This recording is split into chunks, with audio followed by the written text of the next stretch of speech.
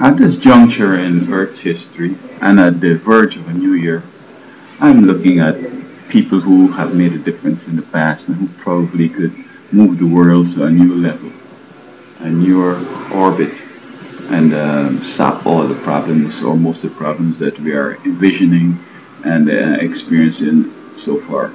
I know the pundits are trying to resurrect the Mayans' prophecy, which was dubbed by Nostradamus, predicting that 12 is going to be some significant year, and I really don't think so.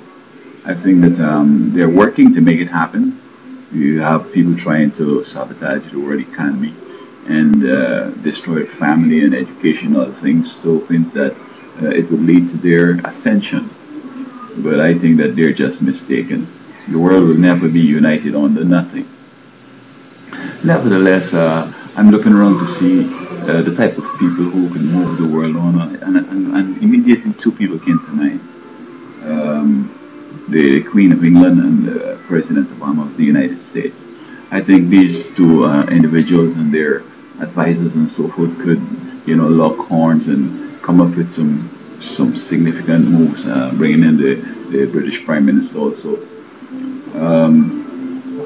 I know that many people in the Caribbean and the former colonies are kind of reluctant to get back into activities which might seem to be a recolonization. But I think that in this phase of Earth's history, we could rendezvous again with something that looks like colonization, but it's not. I think that the Queen and President Obama should bring the British Empire together and discuss, listen to the leaders, what they want to do and where their vision is. I mean, with the overriding vision that the Queen and President Obama could bring to the meeting is that we need to help you develop.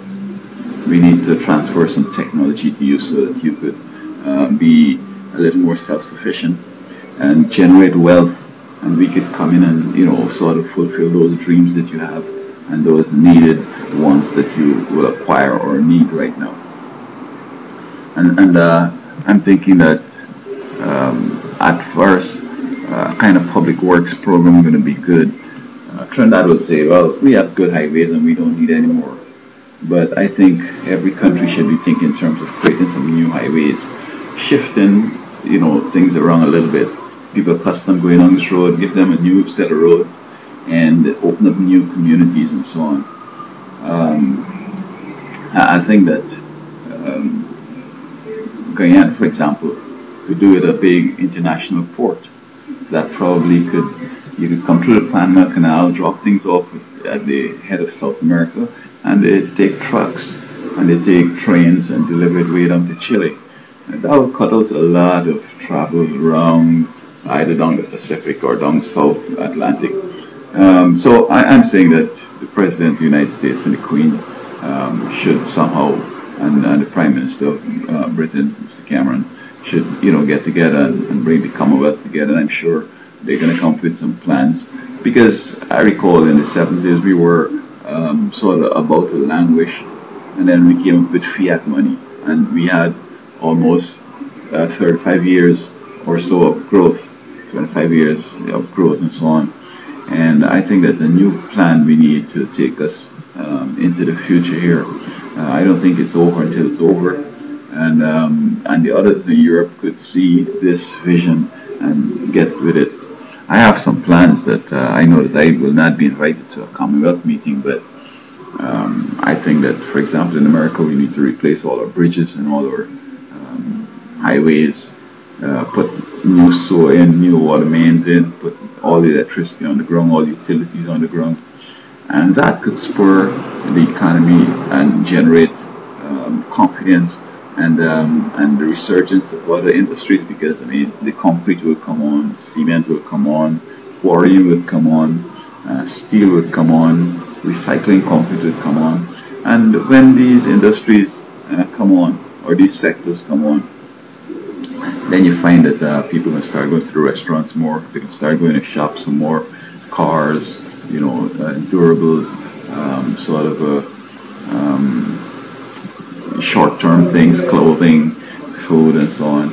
And I think we could have another full employment and growth. So I'm recommending this new year that we need to, get together, South and North, East and West, developing and undeveloped world, whatever, first, second, third.